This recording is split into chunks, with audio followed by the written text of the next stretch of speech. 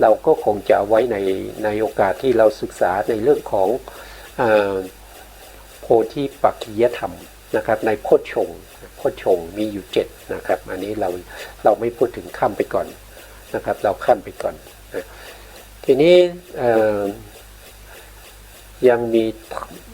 เพราะฉะนั้นมันก็จะจบในเรื่องของนิวรณ์แล้วนะครับนิวรณ์6เนี่ยก็จะจบในวันนี้แล้วเราจะขึ้นในอกุศลในกองต่อไปนะครับในกองต่อมาในกองต่อมาก็คือในข้อที่7อนุสัยมีอยู่7อย่างด้วยกันนะครับอนุสัยหนึ่งก็คือกามราคานุสัยธรรมชาติที่นอนเนื่องอยู่ในขันธสันดานคือความยินดีติดใจในกามคุณอารมณ์องค์ธรรมได้แก่โลภะเจตสิกที่อยู่ในโลภะมูลจิต8นะอันนี้เป็นอนุสัยนะอนุสัยนี่แปลว่านอนเนื่องอยู่ในไหนนอนเนื่องอยู่ในขันธสันดานถึงแม้ว่าเรานั่งอยู่เฉยๆเราไม่ได้ทำอะไรเลยหรือว่าในขณะที่เรานอนหลับพูดง่ายๆเรากำลังหลับสบายนะครับอนุสัยมันก็ยังนอนเนื่องอยู่นะไม่ใช่ว่าอนุสัยนี่มันจะ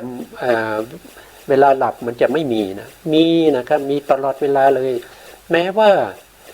ในขณะที่เรากำลังให้ทานนะครับในขณะที่เรากำลังฟังธรรมอนุสัยมันก็นอนเนื่องอยู่ในขันธสันดานนะครับอยู่ในจิตในใจของเรานะครับอนุสัยเนี่ยมันเป็นสภาวะธรรมที่ไม่ปรากฏให้เราได้รู้ได้เห็นนะครับผู้ที่รู้ว่าเรามีอนุสัยโดยตรงๆเลยคือพระสัมมาสัมพุทธเจ้านะครับแต่ที่เรารู้ว่าเรามีอนุสัยก็เพราะว่าเรายังไม่เคยละนะครับเรายังไม่เคยละอนุสัยเลยเพราะฉะนั้นสิ่งที่เราทำไปทั้งกุศลและอกุศลเนี่ยมันก็นอนเนื่องอยู่ในขันธสันดานเมื่อมันอยู่ในขันธสันดานเวลามันไม่เกิดเนี่ยเราจะไม่รู้แต่ถ้ามันเกิดขึ้นมาเนี่ยมีอารมณ์ไปกระทบนะครับมันจะไปทำให้เขาเกิดขึ้นมาเมื่อเขาเกิดขึ้นมาเราจะรู้สึกได้แต่เรารู้สึกเนี่ยมันก็เป็นกิเลสที่อยู่ในใจของเรานะครับตอนนี้มันไม่เป็นอนุสัยกิเลสแล้วมันขุ่นขึ้นมาแล้วกลายเป็นกิเลสที่อยู่ในใจเราเรียกว่าเป็นปริยุฐานะกิเลสนะขุ่นขึ้นมาในใจละคนอื่นไม่รู้แต่เรารู้เองนะครับเราไม่พอใจคนนั้นเราก็รู้เองเพราะมันอยู่ในใจเรายินดีพอใจสิ่งที่เราได้เห็นเราก็รู้ละเรายินดีพอใจเราไม่พอใจเราก็รู้นะครับมันอยู่ในใจเพราะฉะนั้นเรารู้ได้ว่าอนุสัยที่มันนอนเนื่องเนี่ยมันกระทบอารมณ์ปรากฏแล้วมันก็จะขุ่นขึ้นมาอยู่ในใจของเรานี้เรารู้ได้อันนี้เรียกว่าเป็นปริยุฐานะกิเลสแต่เมื่อไหร่กิเลสนี้มีกำลังมากขึ้นนะครับก็จะแสดงออกมาทางสีหน้าแววตาคำพูดแล้วกิริยาต่างๆนะครับอันนี้คนอื่นเขาก็จะรู้ได้อย่างนี้เราจะเรียกว่าเป็นวีติกัมมะกิเลสนะครับคนละระดับกันนะครับอนุสัยนี้เขาจะอยู่ในขันธสันดานไม่ปรากฏแต่เรารู้ได้เพราะพระสัมมาสัมพุทธเจ้าเป็นผู้ที่รู้แล้วก็นำมาเปิดเผยมาบัญญัติมาแสดงให้เรารู้เราถึงรู้ได้และอีกในหนึ่งที่เรารู้ว่าเรามีอนุสัยนั่นก็คือเรายังไม่ได้ละเรายังไม่สามารถละอนุสัยได้เพราะฉะนั้นมันก็ยังอยู่ในขันธสันดานของเราอันนี้เป็นถ้าเราอุปมาอุปไมยเปรียบเทียบแล้วเนี่ยท่านก็เปรียบเหมือนกับไฟที่อยู่ในหัวไม้ขีดหัวไม้ขีดที่เรายังไม่ได้ใช้เรายังไม่ได้ไปขีดข้างกองเป็นแต่หัวไม้ขีดเราเห็นปลวไฟที่ติดหัวไม้ขีดไหมไม่เห็นนะเห็นแต่เป็นก้านไม้ขีดนะครับแล้วก็มีหัวของก้านไม้ขีดเท่านั้นเองเรายังไม่เห็นไฟ นะครับต่อเมื่อเราเอาก้านไม้ขีดเนี่ยไปขีดที่ข้างกล่องของกล่องไม้ขีดอะไฟก็จะติดที่หัวไม้ขีดนะอันนั้นก็จะเปลี่ยนสถานะจาก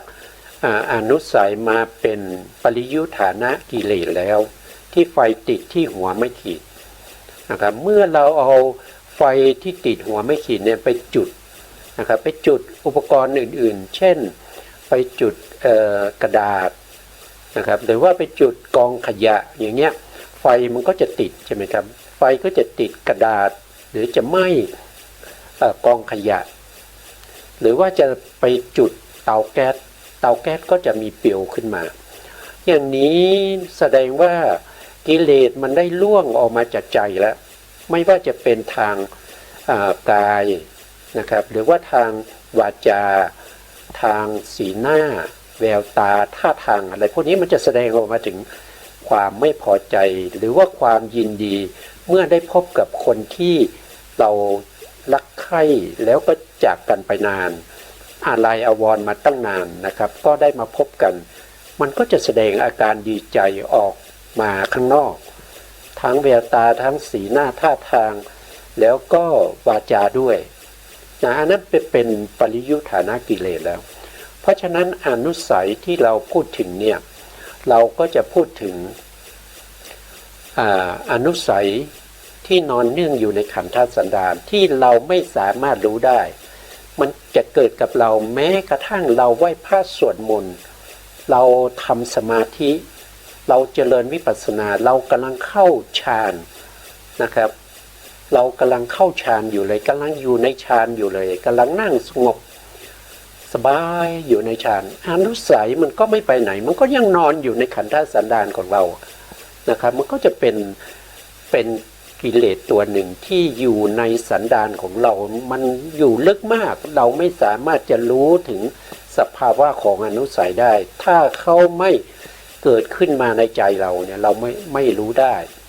นะครับถ้าเขาเปลี่ยนสภาพเป็นปริยุทธานะกิเลสเมื่อไหร่เราก็จะรู้เมื่อนั้นนะเพราะฉะนั้นข้ออุปมาอุปไมยที่ท่านอาจารย์ได้อุปมาไว้ก็คือไฟที่อยู่ในหัวไม้ขีดหัวไม้ขีดยังไม่มีเปลวไฟแต่เรารู้ได้ว่าหัวไม้ขีดนั้นมีไฟอยู่อันนั้นคืออนุสัยนะครับนะอันนี้เป็นข้ออุปมาอุปไมยที่เห็นได้ชัดนะก็จะมีอยู่ทั้งหมด7อย่างด้วยกันอนุสัยอนุสัยมี7อย่างหนึ่งคือกรรมราคานุสัยนะครับธรรมชาติที่นอนเนื่องอยู่ในขันธสันดานคือความติดใจในกามคุณอารมณ์กามคุณอารมณ์นี้พูดมาหลายครั้งนะครับก็เราก็คงรู้นะครับว่ากามคุณอารมณ์คืออะไรคุณนี่ไม่ได้แปลว่ามีคุณมีบุญคุณมีอะไรนะครับคุณในที่นี้คือคุณหมายถึงการผูกคือการผูกโยงนะครับการยึดไว้นะการไม่ยอมปล่อยนะในอารมณ์นั้นคืออะไรคำว่ากามเนี่ยก็คือได้แก่อารมณ์เมื่อเราเห็นก็เกิดความยินดีนะครับความยินดีติดใจในสิ่งที่เราเห็นนะครับเมื่อเราได้ยินก็ยินดีติดใจในเสียงที่เราได้ยินนะครับเมื่อเราได้กลิ่นก็ยินดีพอใจในกลิ่นที่เราชอบนะเมื่อเราได้ลิ้มรสเราก็พอใจยินดีในความอร่อยของอาหารนะเมื่อเรากระทบสัมผัสสิ่งที่เราชอบใจก็ยินดีพอใจติดอยู่ในสภาวะที่เราสัมผัสกระทบนะแล้วก็ยังยินดีพอใจในอารมณ์ที่เรานึกถึงนะเรานึกถึงใครก็ตามนะครับนึกถึงสิ่งของนึกถึงเงินทองทรัพย์สมบัติอะไรพวกนี้ที่เราเข้าไปยินดีเนี่ยเข้าไปติดใจเนี่ยมันเป็นกามคุณอารมณ์นะครับมันเป็นกามคุณอารมณ์นะแต่มันตรงข้ามกันถ้าเกิดว่าเราได้เห็นแล้วเราไม่พอใจเราไม่ยินดีเราไม่ชอบใจเราได้ยินแล้วไม่ชอบใจเราได้กลิ่นแล้วไม่ชอบใจเราลิ้มรสแล้วไม่ถูกปากไม่อร่อยไม่ชอบใจกระทบสัมผัสแล้วก็เจ็บนะเจ็บไม่ชอบใจ รือว่านึกคิดไปถึงอารมณ์ที่เราไม่ชอบใจอย่างนี้ความโกรธก็จะเกิดขึ้นเมื่อความโกรธเกิดขึ้นอย่างนี้ก็จะเป็นประเภทที่เป็นกิเลสที่เป็นโทสะแต่ถ้าตัวนี้มันยังนอนนึ่งอยู่ในขันธสันดานเราก็จะเรียกว่าเป็นปฏิฆานุสัยปฏิฆานุสัยนะข้ามมาหนึ่งข้อนะครับก็คือภาวะราคานุสัยนะข้อที่สองนะครับภาวะราคานุสัยนะธรรมชาติที่นอนเนื่องอยู่ในขันธสันดานคือความยินดีติดใจในรูปภพอรูปภพหรือรูปฌานรูปฌานองค์ธรรมได้แก่โลภะเจตสิกที่ในโลภะที่ในทิฏฐิคตวิปยุตจิตสี่นะอันนี้เป็นตัวโลภะนะโลภะมีสองแล้วนะครับโลภะเจตสิกมีสองแล้วนะครับโลภะดวงโลภะข้อที่หนึ่งเนี่ยเขาจะอยู่ในโลภะมูลจิต8นะครับข้อที่สองเขาจะอยู่ในทิฏฐิคตวิปยุตจิต4เท่านั้นนะครับคำว่าภาวะราคานุสัยเนี่ยก็คือความยินดีติดใจในรูปประพบอรูปประพบหรือรูปฌานรูปฌานเขานอนเนื่องนะครับเขาจะสิ่งเหล่านี้จะเกิดแก่บุคคลที่เขาได้ฌานเขาได้ฌานแล้วเขายินดีติดใจในฌานอย่างเช่นได้ปฐมฌานก็มีความยินดีติดใจในปฐมฌานเมื่อติดใจยินดีพอใจในปฐมฌานก็ขึ้นฌานอื่นไม่ได้เพราะยังยินดีอยู่ถ้าเราไม่เบื่อปฐมฌานถ้าเราไม่เห็นว่าเป็นอารมณ์ที่หยาบเราจะไม่ละปฐมฌานเราก็ขึ้นฌาน2ทุติยฌานไม่ได้นะครับแต่ตัวอนุสัยเนี่ยมันไปติดนะมันไปติดไม่ว่าจะเป็นปฐมฌานทุติยฌานตติยฌานอะไรก็ตามที่กำลังได้หรือว่าที่ได้มานานแล้วนะจะพอใจไม่พอใจอนุสัยมันก็จะเข้าไปติดนะครับเข้าไปติดเข้าไปถือเป็นอารมณ์นะครับบางครั้งเขาจะเกิดร่วมด้วยนะครับเพราะฉะนั้นอนุสัยเนี่ยจะมีอยู่ด้วยกัน2 อย่างนะครับก็คือ1ก็คือเขายึดถือเป็นอารมณ์2ก็คือเขาไปเกิดร่วมด้วยคือไปประกอบในขณะที่โลภะกำลังเกิดนะครับโลภะเจตสิกกำลังเกิดอยู่ในโลภะมูลจิต8แล้วก็มีความยินดีในสิ่งที่ได้เห็นนะอนุสัยก็เข้าไปติดอยู่ในนั้นนะเข้าไปเกิดร่วมด้วยนะก็จะเรียกว่าเป็นกามราคานุสัยไม่ได้หมายถึงตัวที่มีการแสดงถึงความยินดีนะครับอนุสัยตัวนี้เป็นอนุสัยที่อยู่ในขันธสันดานมันก็จะไปพอกพูนเพิ่มขึ้นในขันธสันดานนะเมื่อเรามีความยินดีโลภะมูลจิตอนุสัยเกิดร่วมกับโลภะนั้นก็เรียกว่าเป็นกามราคานุสัยถ้าโลภะเข้าไปยินดีติดใจในรูปประพบอรูปประพบก็คือภพภูมินะครับอย่างเช่นพวกพรหมเนี่ยที่เข้าไปเกิดในภพภูมิที่เป็นปฐมฌานภูมิทุติยฌานภูมิตติยฌานภูมิจตุทัชฌานภูมิพวกนี้แม้กระทั่งพระอนาคามีที่ไปเกิดในสุทธาวาสก็จะมีภาวะราคานุสัยเนี่ยนอนเนื่องอยู่ในขันธสันดานของท่านนะของท่านด้วยนะครับกับปุถุชนด้วยนะปุถุชนที่จะไปเกิดเป็นพรหมได้นะก็จะต้องเป็นปุถุชนประเภทที่เป็นติหิตุกะปฏิสนธิก็คือหมายถึงว่าผู้ที่เกิดมาได้ปฏิสนธิได้จิตเกิดขึ้นในขนาดแรกที่เรียกว่าปฏิสนธิจะต้องเป็นจิตที่ประกอบด้วยปัญญาด้วยนะถ้าไม่มีปัญญาก็จะไม่สามารถได้ฌานนะไม่สามารถจะได้มรรคผลได้นะสิ่งเหล่านี้เป็นสิ่งที่เรามองไม่เห็นแต่เราสามารถรู้ได้ก็เพราะว่าเรายังไม่เคยละอนุสัยนะพ ราะฉะนั้นเนี่ยเราก็มีอนุสัยอยู่ในขันธสันดานนะครับถ้าในขณะที่เราทำกุศลก็ตามทำอกุศลก็ตามมีใครมาถามว่าคุณมีอนุสัยไหมถ้าเรายังเป็นปุถุชนอยู่เนี่ยเราก็มีอนุสัยอยู่ในขันธสันดานเต็มเปี่ยมนะครับมีทั้งการมาราคานุสัยนะครับภาวะราคานุสัยภาวะราคานุสัยเนี่ยถึงแม้เราไม่เคยได้ฌานในภพนี้นะครับไม่ว่าจะเป็นรูปฌานอรูปฌานก็ตามแต่ในอดีตชาติไม่รู้ภพไหนนะครับเราก็เคยได้แล้วเพราะฉะนั้นอนุสัยเขาจะนอนเนื่องอยู่ในขันธสันดานก็จะเป็นภาวะราคานุสัยเพียงแต่ว่าเราเคยได้ในภพชาติที่ไกลจากภพชาตินี้มากนะครับเพราะฉะนั้นเนี่ยเราก็ไม่สามารถที่จะนึกถึงภพภูมิเหล่านั้นได้แล้วก็เราก็ไม่สามารถจะนึกถึงฌานที่เราเคยได้ในอดีตชาติที่มันไกลแสนไกลแต่อนุสัยมันก็ยังนอนเนื่องอยู่นะมันก็ยังนอนเนื่องอยู่อย่างในเราตอนนี้เราเป็นปัจจุบันนี้เราเป็นปุถุชนเนี่ยนะครับเราไม่สามารถที่จะมีภาวะราคานุสัยได้เพราะว่าเราไม่เคยได้รูปฌานอรูปฌานเราไม่เคยในภพนี้เราไม่เคยไปท่องเที่ยวในภพภูมิที่เป็นรูปภพอรูปภพใช่ไหมครับ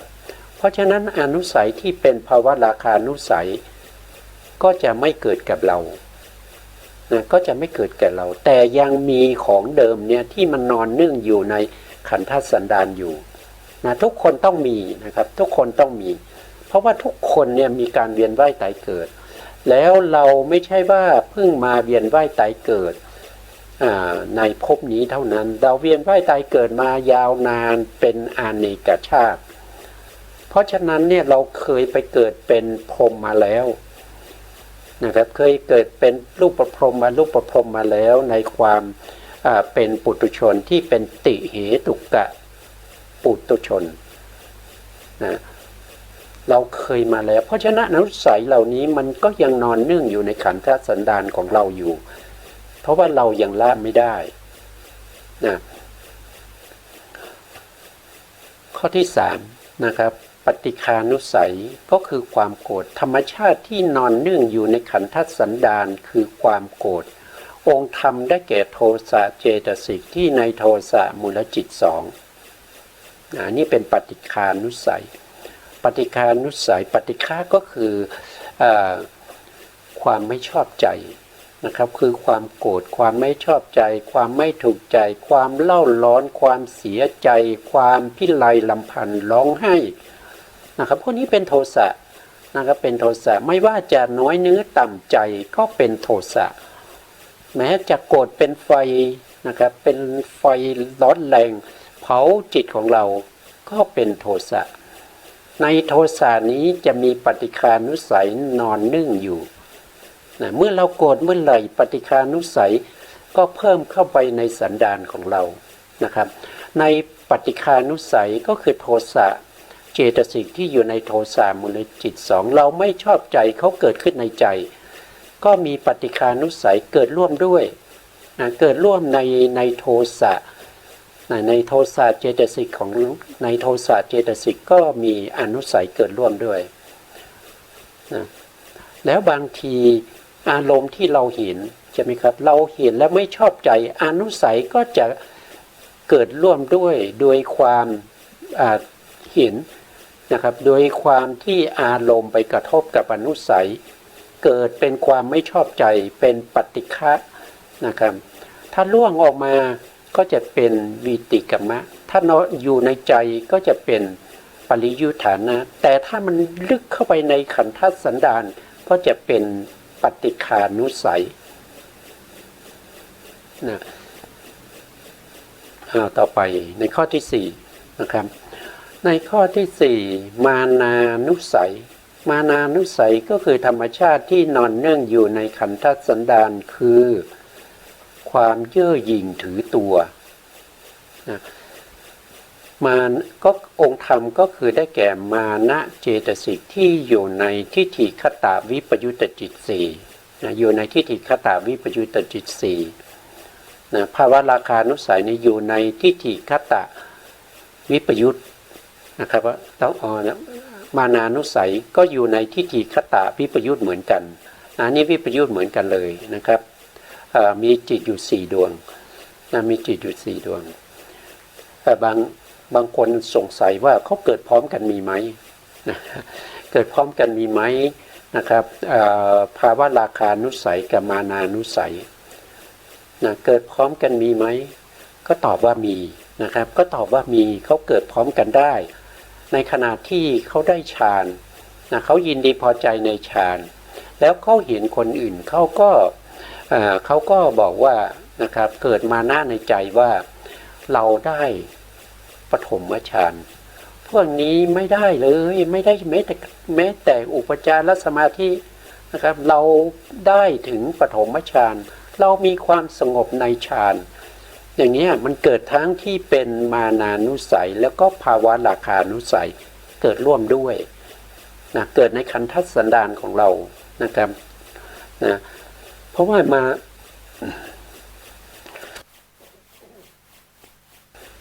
านานุสัยเนี่ยเป็นสภาวธรรมที่จะเกิดขึ้นต่อเมื่อมีการเปรียบเทียบนะครับเปรียบเทียบเราดีกว่าเขาหรือว่าเราไม่ดีเขาดีหรือว่าเราเสมอกับเขาอย่างเงี้ยมันก็เกิดมานานุสัยนะครับอย่างเราเปรียบเทียบอย่างเมื่อสักครู่นะครับว่าเราได้ฌานเนี่ยเราก็ยินดีพอใจในฌานของเรานะครับแล้วก็ไปเปรียบเทียบกับคนอื่นว่าคนอื่นไม่ได้ฌานนะครับเราเก่งกว่าเราได้ปฐมฌานเนี่ยแล้วไปเจออีกคนหนึ่งโอ้คนนี้เขาได้ฌานที่2ทุติยฌานนะเรายังได้แค่ปฐมฌานเลยโอ้เขาเก่งกว่าเราสู้เขาไม่ได้เนี่ยคิดอย่างนี้นะครับก็มานะก็จะเกิดขึ้นนะครับมานะก็จะเกิดขึ้นได้นะต่อไปในข้อที่5นะครับในข้อที่5ก็คือทิฏฐานุสัยนะครับทิฏฐานุสัยเนี่ยก็คือธรรมชาติที่นอนเนื่องอยู่ในขันธสันดานคือความเห็นผิดความเห็นผิด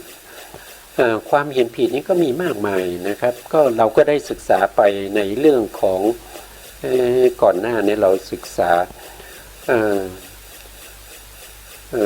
ในเรื่องของจำไม่ได้แล้วเคยพูดไปในเรื่องของถ้าไม่อยู่ในรายการถามตอบภาพพิธรรมก็คงจะอยู่ในรายการของการศึกษาพระสัทธรรมเพื่อการพ้นทุกข์นะครับเคยพูดไปในเรื่องของทิฏฐานุสัยนะครับทิฏฐานุสัยเนี่ยองค์ธรรมได้แก่ตัวทิฏฐิเจตสิกคือความเห็นผิดนะครับคือความเห็นผิดนี้มีด้วยกันมากมายนะครับมีทิฏฐิ62ทิฏฐิ62ก็คือความเห็นผิดในความเป็นไปของสัตว์โลกทั้งหลายนะครับเช่นบางท่านอาจจะมีความเห็นผิดว่าโลกเที่ยงนะครับบางท่านอาจจะมีความเห็นผิดว่าโลกไม่เที่ยงบางท่านอาจจะเห็นผิดว่าโลกมีที่สุดบางท่านอาจจะเห็นผิดว่าโลกไม่มีที่สุดบางท่านอาจจะเห็นผิดว่าบางอย่างมีที่สุดบางอย่างไม่มีที่สุดนะครับแล้วก็ยังเห็นว่ารูปขันธ์เป็นเรานะรูปขันธ์เป็นเรารูปขันธ์เป็นของเราเป็นรูปขันธ์เป็นเราอย่างเนี้ยนะครับด้วยสักกายทิฏฐิหรือว่าทิฏฐิ62หรือว่าทิฏฐิที่เป็นนิยตามิจฉาทิฏฐิ3นะครับก็เห็นว่าเราทำอะไรก็ตามนะครับไม่ได้เป็นเหตุไม่ได้เป็นปัจจัยให้เกิดผลของกรรมไม่เชื่อในเรื่องของผลของกรรมไม่เชื่อในเรื่องของเหตุไม่เชื่อทั้งเหตุแล้วก็ทั้งผลติดแน่นอยู่ในใจแก้ไขไม่ได้อย่างนี้ก็เป็นนิยตามิจฉาทิฏฐินะครับบางท่านก็จะเชื่อว่านะครับคุณพ่อไม่มีคุณแม่ไม่มี นะครับพ่อแม่ไม่ได้มีคุณอะไรนะครับพระอริยสงฆ์ที่ได้เป็นปฏิบัติจนได้มรรคได้ผลไม่มีผู้ที่เกิดโดยโอปปาติกาก็คือผุดโตขึ้นเหมือนกับเทวดาไม่ต้องมีพ่อมีแม่เกิดมาปุ๊บก็ใหญ่เลยนะเรียกว่าโอปปาติกาเนี่ยไม่มีนะครับผู้ที่มีความรู้ความเข้าใจได้ตรัสรู้เป็นพระอรหันตสัมมาสัมพุทธเจ้าไม่มีจริงนะครับไม่มีจริงนะครับเนี่ยอย่างนี้เป็นความเข้าใจผิดนะครับผู้ที่ปฏิบัติดีปฏิบัติชอบไม่มีอย่างนี้มันเป็นความเห็นผิดหมดนะแล้วความเห็นผิดเนี่ยทางพระพุทธศาสนาให้ความสำคัญเป็นระดับหนึ่งนะครับระดับหนึ่งทำไมต้องเป็นอย่างนั้นเราก็สังเกตจากที่การที่เราจะได้เป็นพระอริยะเนี่ยอันดับแรกเราต้องกำจัดในเรื่องของความเห็นผิดนะเราต้องกำจัดทิฏฐานุสัยนี้ให้ได้ถ้าเราไม่กำจัดทิฏฐานุสัยไม่ได้โดยความเป็นสมุจเฉทก็คือสมุจเฉทนี่หมายถึงว่าทำให้หมดไปแล้วจะไม่เกิดอีกนะครับคือตัดหัวเลยนะครับตัดหัวเลยนะครับไม่ใช่ไปแค่ไปตีไปเคี่ยนนะครับไปว่าไปทำให้ความเห็นผิดเนี่ยเกิดความเจ็บนะครับไม่ใช่อย่างนั้นนะครับแต่คำว่า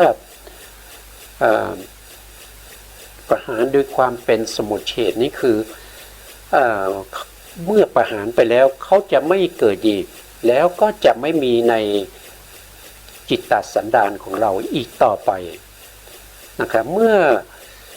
ทิฏฐานุสัยถูกประหารแล้วเนี่ย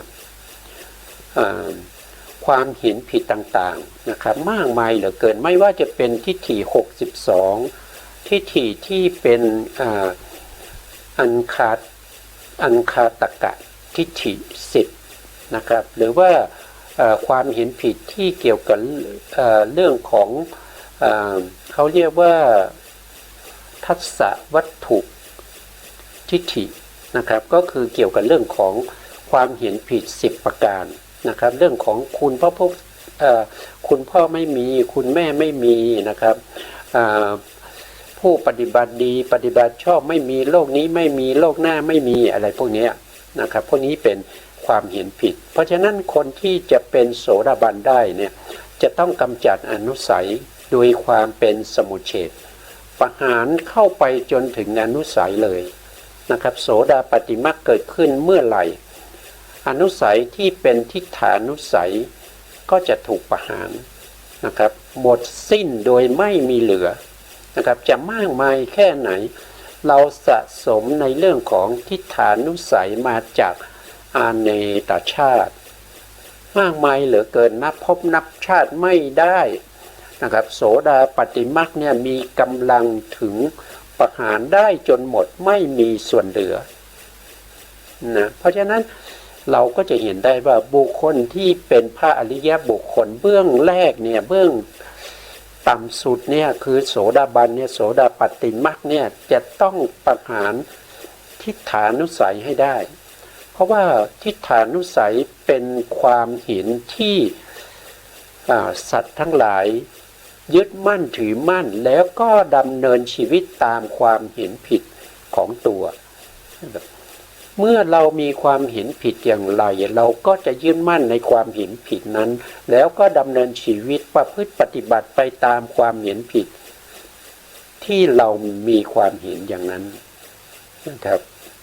อย่างผู้ที่ปฏิบัติเยี่ยงโคเยี่ยงสุนัขเนี่ยเขามาจากไหนก็เพราะว่าเขามีความเห็นผิดเขาเข้าใจผิดว่าข้อประพฤติปฏิบัติข้อวัดของเขาเนี่ยสามารถที่จะทำให้เขาเนี่ยหมดสิ้นซึ่งความทุกข์นะครับเขาบอกว่าการที่เขาประพฤติปฏิบัติเยี่ยงโคเยี่ยงสุนัขเนี่ยเนื่องจากว่าเขาชดใช้กรรมเก่านะครับเพื่อให้กรรมเก่าที่เขาได้ทำมานี้ให้หมดไปเมื่อกรรมเก่าหมดไปแล้วเนี่ยเขาก็จะได้สุขสบายเขาจะได้ สิ่งดีๆนะครับแต่ปัจจุบันนี้กรรมเก่าที่เขาทำเนี่ยยังมีอยู่เพราะฉะนั้นเขาก็จะได้รับความทุกข์เพราะฉะนั้นเขาอยากจะมีความสุขที่ยาวนานเขาก็เลยต้องชดใช้กรรมเก่าเขาก็เลยประพฤติปฏิบัติเยี่ยงโคเยี่ยงสุนัขนะนี่ก็มาจากไหนก็มาจากความเห็นผิดนะครับอย่างเช่นบุคคลที่เป็นเดรัจฉีพวกมิจฉาทิฏฐิพวกที่เป็นปริพาชกทั้งหลายนะเขาประพฤติปฏิบัติอย่างนั้นเพราะอะไรนะครับบางสำนักบางลัทธิเนี่ยไม่สวมเสื้อผ้านะครับไม่สวมเสื้อผ้านะเขาไปยึดถือว่าทุกสิ่งทุกอย่างเนี่ยเขาไม่ได้ยึดติดนะครับแม้กระทั่งเสื้อผ้าเขาก็ไม่ยึดติดเขาไม่สนใจนะเขาไม่สนใจนะบุคคลที่มีความเข้าใจผิดอย่างนี้ก็มาจากไหนก็มาจากความเห็นผิดนั่นแหละนะในสมัยที่พระโพธิสัตว์หรือพระพุทธเจ้าของเราเสวยพระชาติที่เป็นพระโพธิสัตว์นะครับมีอยู่หลายชาติมากเหลือเกินนะครับที่ถูกนำไปเพื่อบูชายันนะมีพระบิดาที่มีความเห็นผิดไปเชื่อพวกที่เป็นอมาตย์พวกที่เป็นเสนาบดีนะครับมายุยงว่าเห็นพระเจ้าน่าจะเป็นพรหมทัตนะครับพระเจ้าพรหมทัตเนี่ยนะครับครองเมือ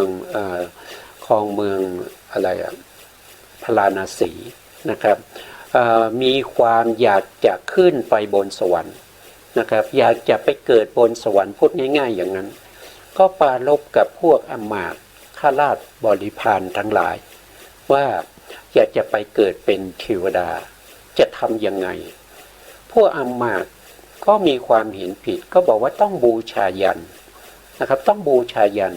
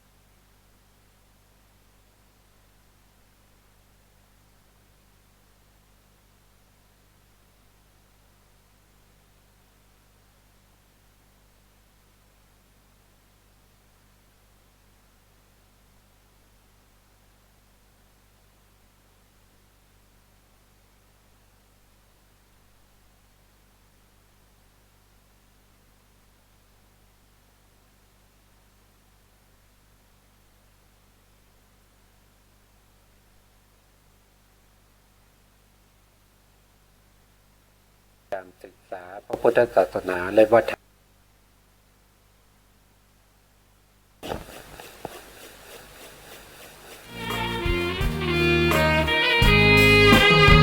กาลามาสูตรบทธรรมพระพุทธศาสตร์พระองค์วางวาดหมดจดไม่ให้ไขว้เขวแล้วคิดตามเหตุผลปนเปอาจมีโยเยเชื่อไปอาจไม่แน่นอนว่าตรงทฤษฎีของตน